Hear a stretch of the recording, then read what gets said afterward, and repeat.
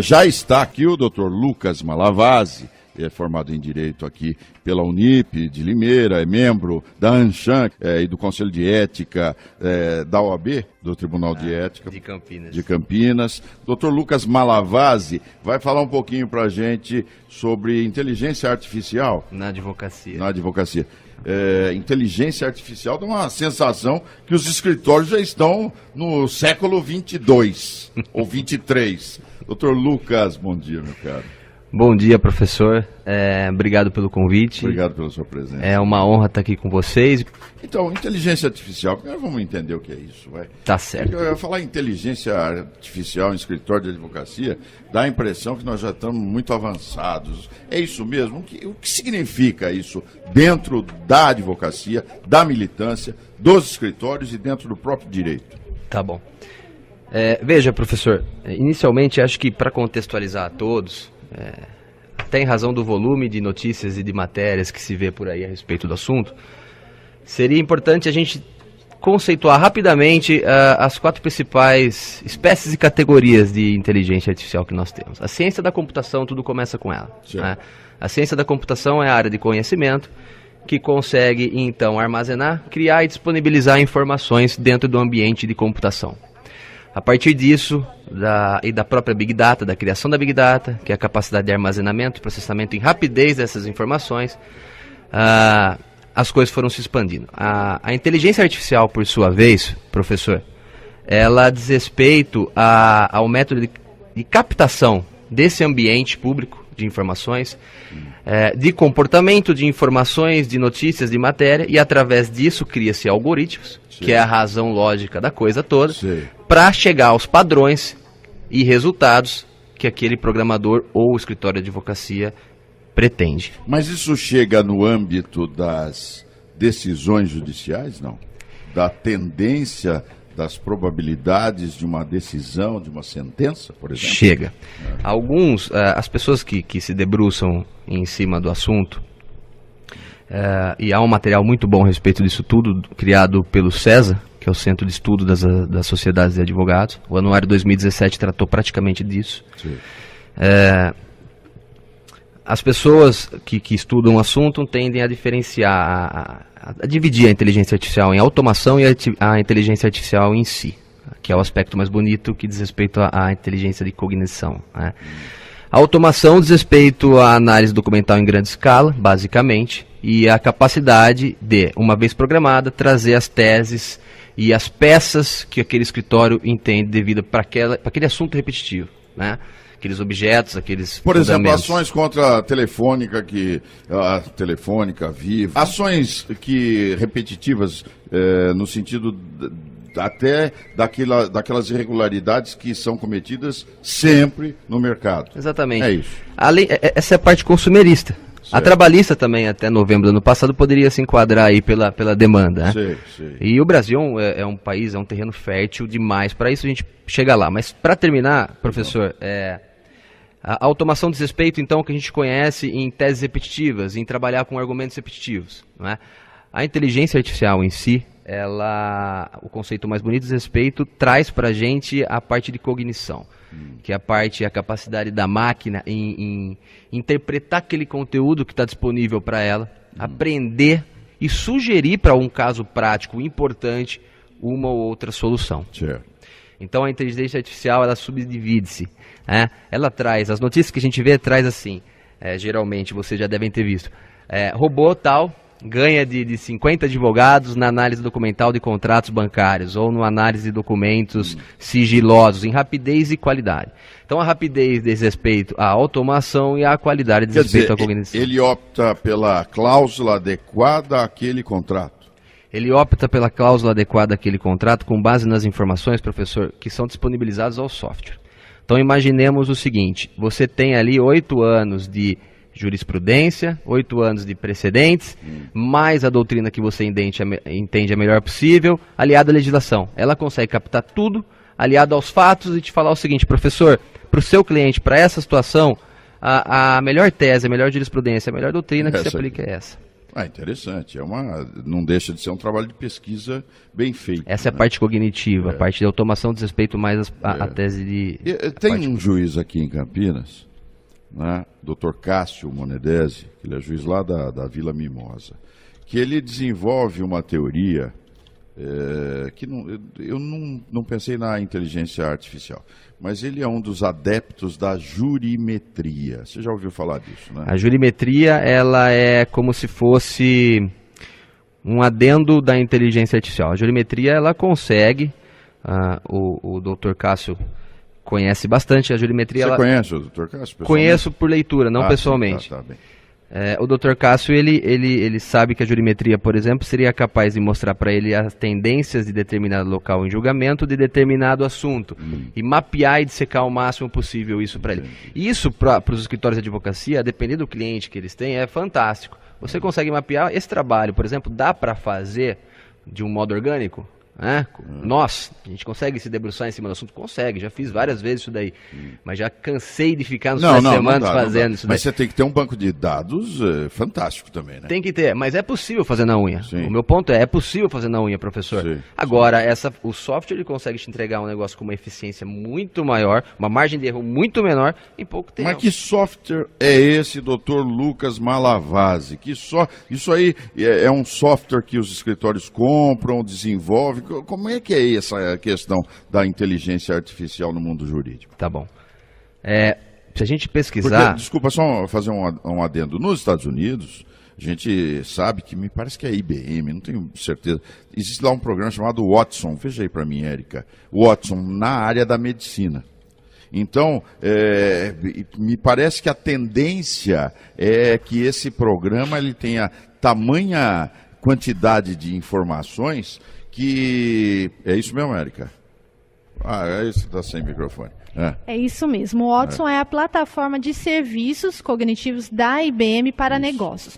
Ela consiste no processo que a mente humana utiliza para adquirir o conhecimento, ou seja, ela faz a coleta a partir de informações recebidas e faz essa estatística. Então a minha pergunta para o Dr. Lucas Malavasi é a seguinte: nós já temos isso pronto, já tem uma empresa interessada ou trata-se de iniciativa particular para montagem desse banco de dados? Certo. E a segunda coisa, que eu acho que os colegas que estão nos escutando aqui sabem que a nossa audiência aqui com advogado não é fácil aqui na região, né? São mais de 8 mil advogados ou 10 mil advogados na OAB aqui de Campinas e nós temos bastante colegas atentos nesse horário. Advogado vai ser dispensável? Veja, professor, a segunda pergunta a gente já chega. O Watson, eu vejo o Watson como um ecossistema que a IBM faz. Ela disponibiliza a inteligência, a base de programação para que outros sistemas possam ser feitos em cima deles. O ROS, como o senhor citou, é um programa dos Estados Unidos desde 2016 em prática. Aqui no Brasil nós já temos um escritório de Pernambuco utilizando essa plataforma Watson. Ele tem um sistema, eles criaram um Inclusive para o direito? Pro direito, é um escritório de advocacia que trabalha com 100 mil ações judiciais e trouxeram o Watson, a capacidade do Watson, mas para fazer algumas coisas da inteligência artificial. Então a automação hoje eles fazem. A inteligência artificial, a parte de cognição está sendo colocada aos poucos. Porque o sistema, professor, ele precisa de aprendizado. Ele leva de 3 a 6 meses para se identificar o escritório. Ele é um aluno. É um aluno, é uma cria, é uma criação. Então é por isso que quando a gente escuta, mas vai virar muito commodity a coisa. Não é por aí, porque cada advogado em si tem a sua formação, a sua ambientação. Então ele vai colocar nesses 3 a 6 meses o seu toque pessoal naquele sistema. Então as peças vão ter a cara do escritório e vão ter ainda a inteligência das pessoas por trás. Então veja, professor, hoje existe até um sindicato no Brasil em relação a isso, né? É um sindicato de Law e Legal Techs.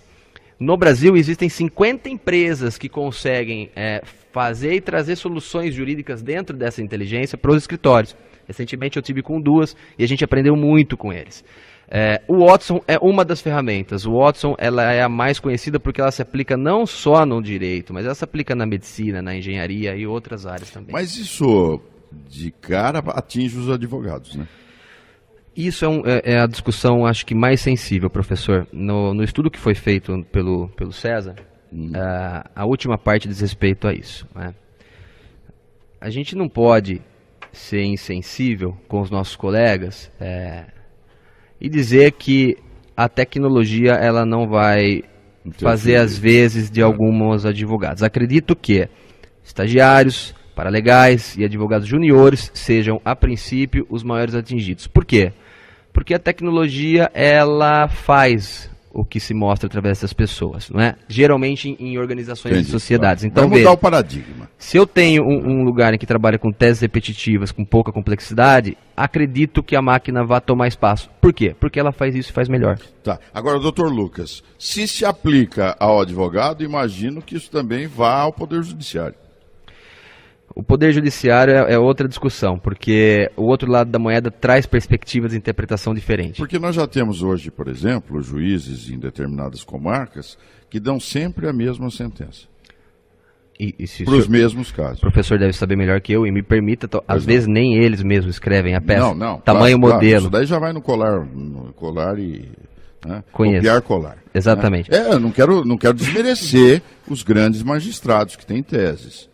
Mas a gente percebe, né, que foi lá, colar errado, inclusive, numa peça, a publicação vai. Bom, enfim, tá aí. Isso daí acontece, não vamos tampar o sol com a peneira. Também não invalida a qualidade dos grandes magistrados. Né? Agora, e aí? Como é que nós vamos... Porque só para a advocacia, parece que é para que a gente tenha maior condição de enfrentar as teses jurídicas. Eu concordo.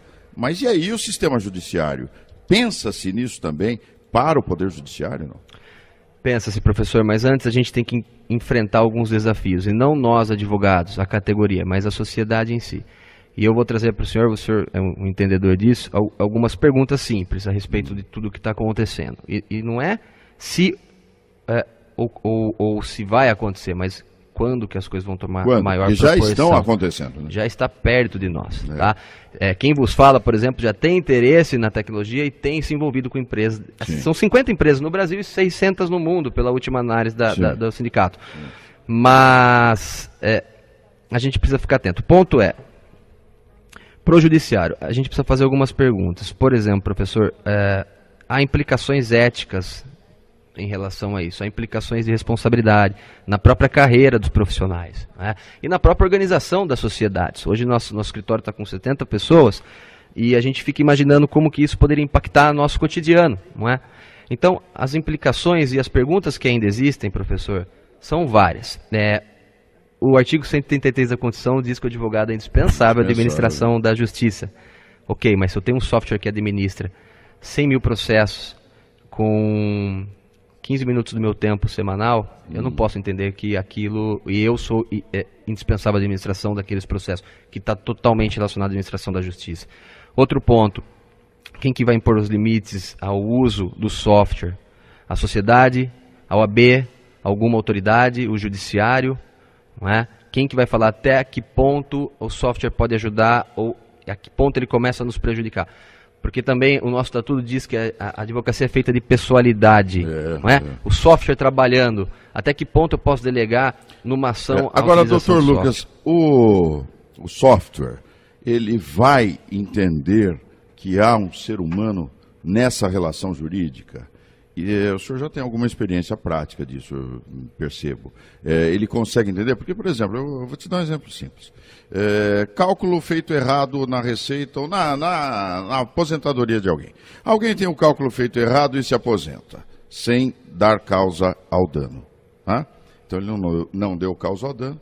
Aí o órgão, quer seja INSS, Camprev ou coisa que o valha, descobre que fez o cálculo errado, pronto, refaz o cálculo, abate da aposentadoria do segurado, do aposentado, sem nenhuma satisfação, e começa lá porque no cálculo errado deles aquilo aconteceu.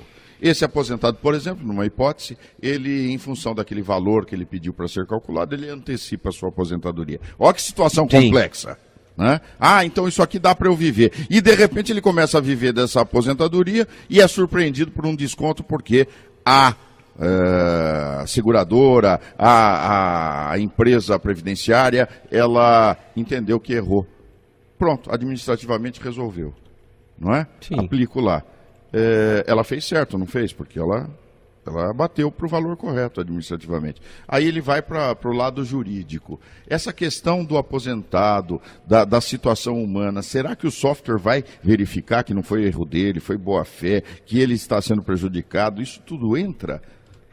Entra, professor. Entra porque, como eu estava dizendo, o software ele não vai conseguir, pelo menos a princípio, não é uma Skynet, não é um Exterminador do Futuro ainda, não tem nenhum John Connor aparecendo. Mas vai chegar lá, né? Talvez, mas o software ele consegue aprender conosco. Então, princípios do direito próprio, do direito de trabalho ou da administração, direito da dignidade humana. Ele reconhece, ele compara, ele consegue te avisar. As decisões, professor, sempre vão ser tomadas por quem está por trás dele. Pelo ser humano. Exatamente. O advogado, ele nunca vai ser evitado. Nós nunca vamos ter um software que substitua o advogado. E por quê?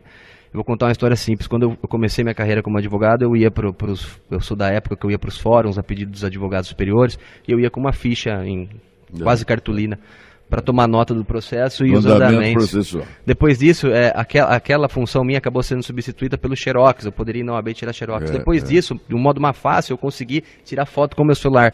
E hoje o WhatsApp eu consigo me comunicar em tempo real. Né? E hoje nem precisa ir para os que já estão digitalizados. Pois é. E antes, quando eu comecei minha carreira como advogado, eu consultava livros para fazer uma peça. Eu estudava livros. Hoje eu entro na internet, eu tenho as coisas de um modo muito mais simplificado e compacto. É verdade. Isso não fez de mim menos advogado. Eu apenas estou utilizando as ferramentas que otimizaram o nosso tempo e melhoraram os interesses dos nossos clientes. Então o software ele não vai tirar a capacidade nossa de interpretação das coisas. A inteligência estratégica, numa ação um pouco mais complicada ou até numa carteira repetitiva, o comportamento dessa carteira grande, para onde vai, como deve ir, isso está com o advogado ainda. O software, que é a inteligência, e a jurimetria que faz parte dessa inteligência, ela vai servir como bengalos para nós. Vai ficar sempre cada vez mais simples e mais tranquilo. E o melhor, a sociedade aos poucos vai perceber que essa inteligência vai otimizar as demandas, vai utilizar a função do judiciário, vai baratear o custo. E agora, essa é a versão romântica da minha conclusão de que nós nunca vamos ser evitados. Mas, professor, o senhor pode me falar melhor, inclusive. Software até hoje não paga imposto. Então eu não posso substituir uma quantidade grande de trabalhadores assalariados e ter prejuízo em imposto ou na previdência. Mas vai mudar o paradigma, eu tenho certeza. Essa questão laboral com a tecnologia, nós vamos ter outros paradigmas, vamos fazer outras coisas, né? Agora, me diga uma coisa, doutor Lucas Malavasi, quanto custa investir num software desse para um escritório? Dá para investir em um escritório médio, né? Ou pequeno? Já pode, o novo advogado já pode começar a vida pensando em ter um software desse? Como é que é? Existem marcas, empresas que fazem? O custo é muito alto? Dá uma ideia para os advogados que estão nos ouvindo agora. Certo, eu vou tentar fazer um voo panorâmico sobre isso. Você não precisa ter no seu escritório a inteligência artificial como um todo. Você pode ter automação, por exemplo. Você pode ter um sistema inteligente que consegue te avisar todas as ações que foram distribuídas para aquele cliente, já fazer o cadastro no processo e te trazer a pasta pronta e começar a colocar os andamentos. Te alertar via móvel se você tem prazo ou não. Isso você já consegue fazer por um preço mais acessível. Se você quiser estender para toda a tecnologia, colocar cognição, que vai substituir esses advogados, é mais caro. É tudo mais caro. Agora tem uma coisa, professor, nós estamos com 50 empresas que fazem esse trabalho, que começam a entrar nos escritórios e dar soluções. Como tudo na vida, eu lembro que meu pai em 98 andava com o celular na cintura, que fazia ele até andar mais para a direita, dependendo do lado que ele colocava para a esquerda, pelo peso. 1,5 kg. Hoje, isso daqui é comprado por um valor super acessível. Então, tá até no artigo que a gente escreveu, quanto mais a demanda do mercado, você logo começa a ter produtos de qualidade por um preço mais acessível. E assim, trazendo para a prática, professor, eu tive com 2 empresas recentemente. A primeira empresa que nos ofereceu o trabalho, e que cada empresa tem o seu alcance em relação a isso, porque é muito amplo. Mas a empresa que conseguiu trazer o maior alcance para nós, o custo passaria de R$1 milhão por ano. Com certeza, é o que eu estava imaginando. Mas está aí, eu acho que tudo vai barateando conforme o tempo. Eu quero agradecer imensamente ao Dr. Lucas Malavasi por esse momento, eu diria, de pé no presente e com a visão no futuro, né? Porque o futuro já está aqui, não tem como fugir da tecnologia. Muito obrigado pela sua participação, né? Tem um site, você tem alguma maneira para os ouvintes entrarem em contato? Não? Tem, o nosso site é o www.claudozalaf.com.br. O artigo que a gente escreveu, Inteligência Artificial no Mundo Jurídico, Too Big to Fail, que é o jargão econômico que eles usam para grandes coisas que acontecem e revolucionam o nosso dia a dia, está lá. Está disponível, o artigo ele não tem vontade de explicar nada, ele quer provocar. Tá. Apenas provocar para que a gente conheça as coisas, tá? Mas, de novo, não é nenhuma tecnologia alienígena. As coisas foram criadas por pessoas como nós, com desejos, com sentimentos e etc. Muito obrigado, Dr. Lucas Malavasi.